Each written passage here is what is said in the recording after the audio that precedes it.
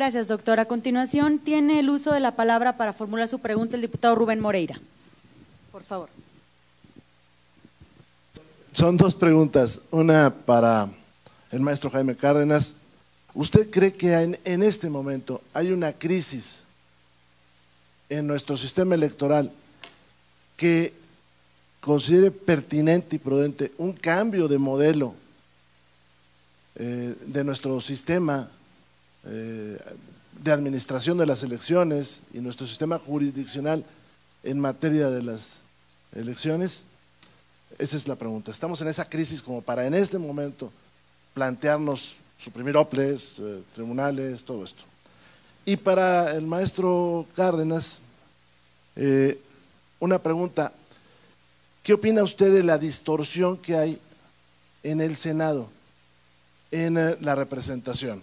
Si nos vamos a la cuestión del 17, el Senado representaba a los estados por igual.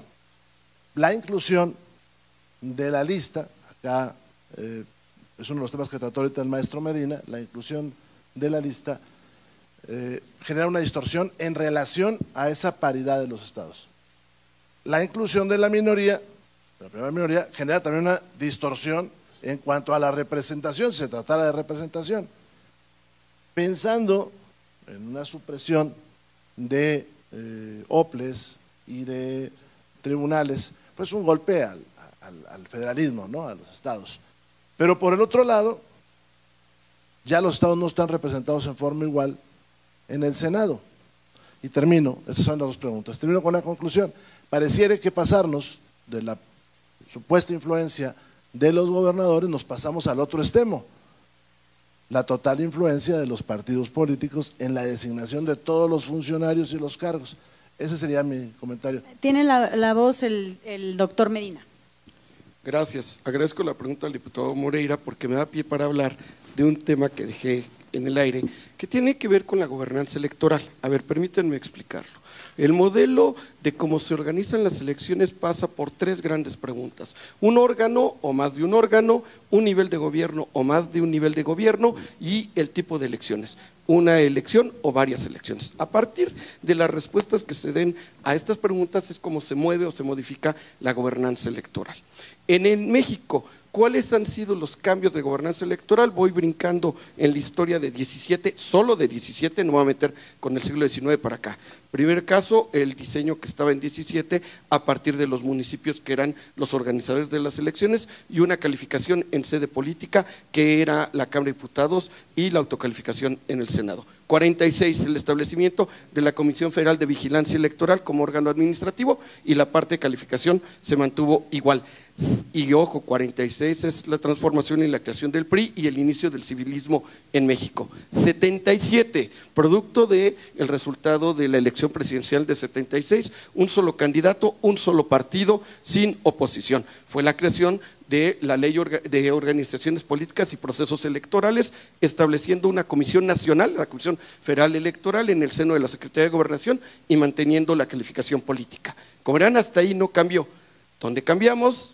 El modelo que empieza a virar de manera radical, pues a partir de la reforma de 86 y la elección de 88, el establecimiento de un órgano administrativo en su momento no autónomo, después va a ser autónomo a partir del 96, comprenderán que me estoy refiriendo al IFE, y ese fue el cambio anterior del modelo y el establecimiento de un tribunal electoral y tribunales electorales subnacionales, primero de carácter autónomo.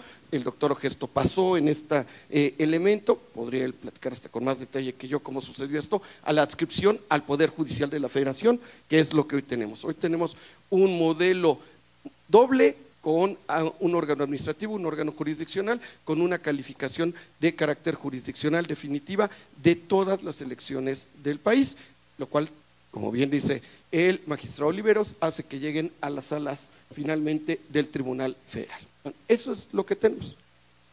Pues si se fijaron, ¿cuándo cambiaron los modelos? En los momentos de crisis política de 77 y de 88.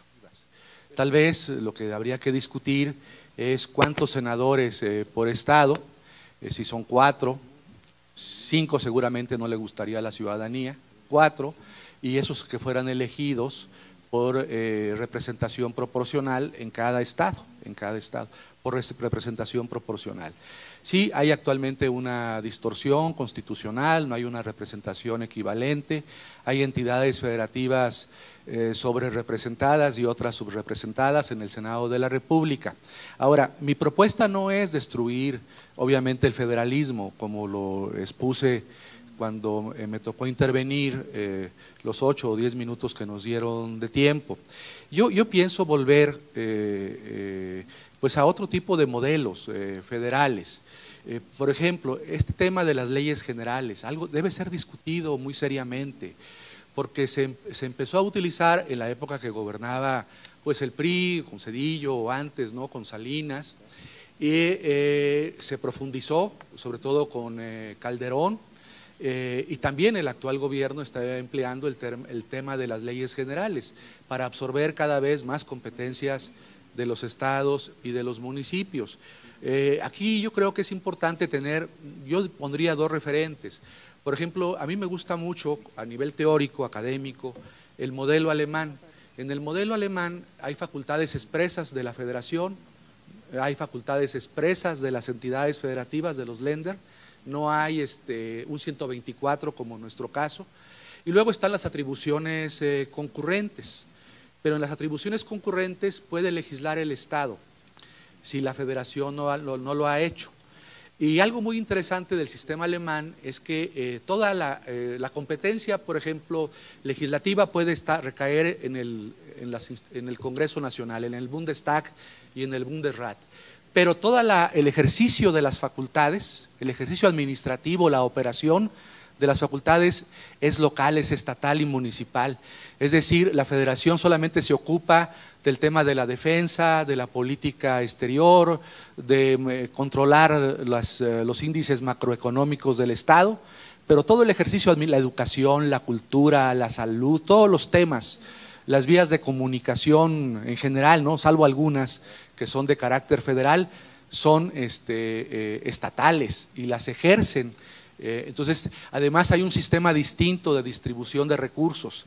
Yo pensé que cuando ganó el presidente López Obrador la elección, iba a haber una gran coalición de gobernadores de oposición si pudiera concluir, a Morena, por favor, termino con doctor. esto, iban a exigir una reforma profunda a la ley de coordinación fiscal para establecer un reparto más justo de los recursos fiscales entre la federación y los estados. Yo pensé, bueno, si yo fuera gobernador del PRI o del PAN, yo pediría un 50-50, 50 del reparto de los recursos a la federación y 50 a las entidades federativas y municipios.